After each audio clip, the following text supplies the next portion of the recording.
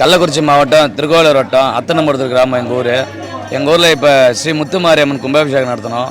சிறப்பாக நடந்துச்சு. அது இல்லாமல் விநாயகர் கோயில் புதுப்பித்தோம். அப்புறம் கங்கையம்மன் கோயில் எங்கள் முன்னோர்கள் வச்ச கோயில், அதுவும் எங்களால் நாங்கள் ட்ரை பண்ணி இப்போ அதுவும் புதுப்பிச்சிருக்கோம். அதெல்லாம் சிறப்பாக முடிஞ்சிச்சு. கும்பாபிஷேகம் சுற்று வட்டாரங்கள்லாம் வந்தாங்க. இது வந்து 12 வருஷத்துக்கு கழிச்சு நாங்களே எதிர்பார்க்கல, இந்த அளவுக்கு வருன்றது நாங்களே எதிர்பார்க்கல. கூட்டம் நல்லா இருந்துச்சு, நல்லா எல்லாம் சிறப்பாக முடிஞ்சுது, எந்த ஒரு பிரச்சனையும் இல்லாமல் நல்லா நடந்துச்சு. எங்கள் ஊரில் என்ன ஃபேமஸ்னால் சித்திரை திருவிழா.